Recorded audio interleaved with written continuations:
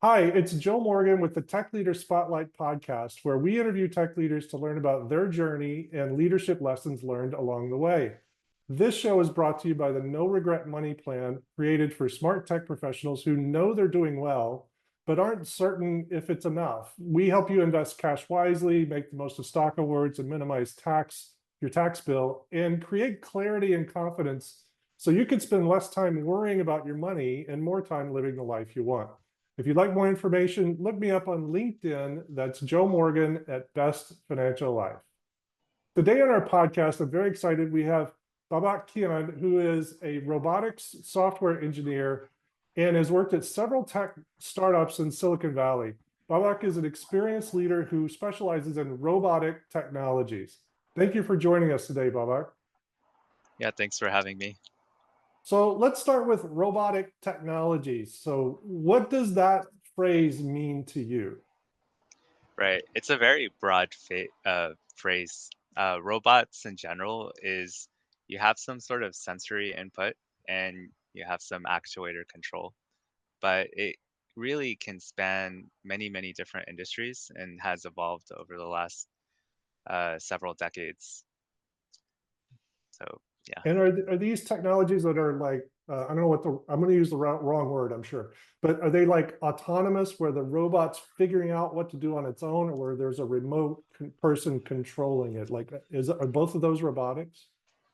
Generally, robotics would lean towards more of the autonomous side, but there are robots where there are people controlling it.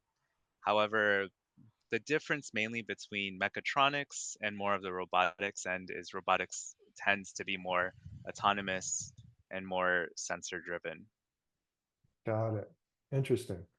Well, this is a podcast about leadership, and we always ask the same three questions. And the first question is, what does leadership in the tech space mean to you? Yeah, so I think from a very simple sense, uh, leaders are uh, getting people to follow you, um, but not literally, but figuratively, they're following you. And what does that mean? In the tech space, it just means that they're inviting you to meetings. They're asking you for your opinion. They listen to you when you speak, uh, and they're taking actions based on your guidance. Ultimately, they believe in you, and to me, that's what real leadership is about. Uh, you're, from my experience, I have always tried to lead from a non-authoritative position, from a position of unofficial leadership, where even though I'm not their manager, or even though I'm not the person leading the project, I could still wield some influence and uh, some aspect of owning or changing the trajectory of the project. And to me, that's what real leadership means. So really important role in a lot of aspects that you mentioned there, getting people to follow you, ask your opinion, listen to you when you speak, and take actions on your guidance. And I like the idea of leading from a non-authoritative position because in different situations, we all need to be leaders at certain times. So I really do like that. How important is it to you to be a leader or to not be a leader? Like, is that something you think about during your day? I try not to think about it, but I think it's important that everybody is at least trying to be influential in their own right. Uh, there are times where leadership is not always about being the person that everybody listens to at any given time, but everybody does need to voice their opinion, and everybody does need to be a leader in their own way, whether that's sharing their opinion or kind of taking ownership within their own scope and their own project. So to me, everyone can be a leader in their own way. And as well, the best leaders are also the ones that listens to others, and they also trust others and follow other people. So I think good leaders are also good followers at the end of the day as well. Good leaders are also good followers. That's very good. No, it really is. Hey, listen, coming from the financial world, collaboration is not something, not a word that's really looked upon kindly in the financial world. So that's one of the things I love about the tech space is it's super collaborative, and it has to be, right? Because there's so much invention, there's so much new uh, development going on in the tech space, and you need good leaders for Mhm, that. So I appreciate your thoughts and opinions on that. Now, the job market today is not great. We've got some layoffs. Maybe some over investing has happened in the past, and we're paying the dues for that because there's, some tightening of the belts. Um, but with the challenges in the job market today, what piece of advice would you recommend for someone to future-proof themselves in case layoffs do come their way? yeah, that's a difficult question, and I'll be honest, I don't know what is truly going to happen in the future.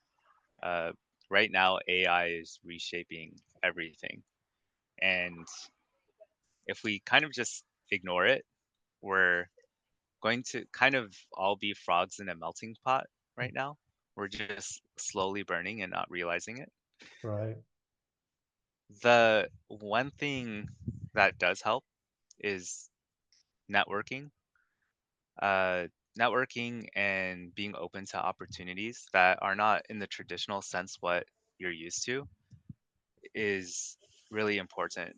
Um, I think the traditional model of software engineering, of going to work, you know, pushing code, code reviewing, and you know, doing Jira sprints.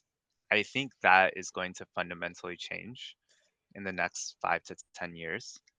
I don't think that type of role is going to exist in that traditional sense. And so I think as software engineers, we need to be comfortable with being adaptable to a different type of role, uh, whether that is starting a small business or whether that's contracting out to these startups that have less than 5 employees and just freelancing.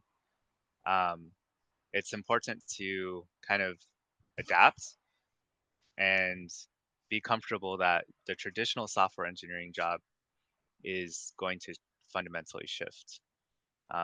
That and just keep learning and stay curious and being ahead of kind of the latest AI trends is also very important. Yeah. So knowing that things are going to change in the direction of AI, but not really sure how they're going to change or where they're going to end up, what the important roles are going to be. And then a couple of things that you mentioned are starting a small business or maybe contracting out. Do you think there'll be more of that going forward? Oh, definitely. Yeah. So I think And why is that?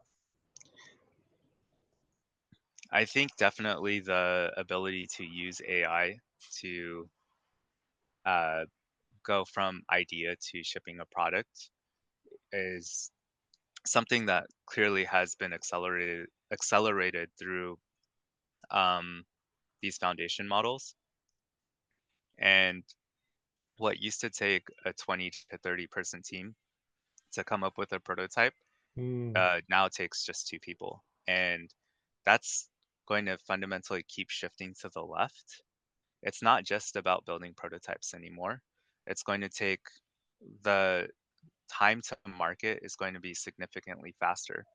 So with the the models that are coming out today, I think within a few years, people can go from concept to market within 2 weeks. A- Wow. And and this would take usual startups, a 30-person team, millions of dollars in seed funding, and 2 years of runtime to get to market. I think I think AI will fundamentally change that. And with that said, the people that would succeed are the people that are comfortable adapting, comfortable being small business owners or people that are willing to help these small business owners. And also, I think the small business owners are the ones that will succeed at the end of the day because they already know the market and the customer base. Um, they already have a business model, and so I think AI is just going to help them. And that's just my opinion, but Mhm. we'll I think we'll see what actually happens. Yeah, well, it's interesting times, for sure. Um, Yeah. if you could go back in time just 5 years and give yourself some advice, what would it be? Yeah, I would just say for me at least, uh, be a little more technology and technical driven. So I think 5 years ago was something where I was very still in the very technical space. I was still reading research papers, but what happened was I ended up focusing more on the product side and productionizing than the actual research and technology side. Hmm. And what does that mean in software engineering?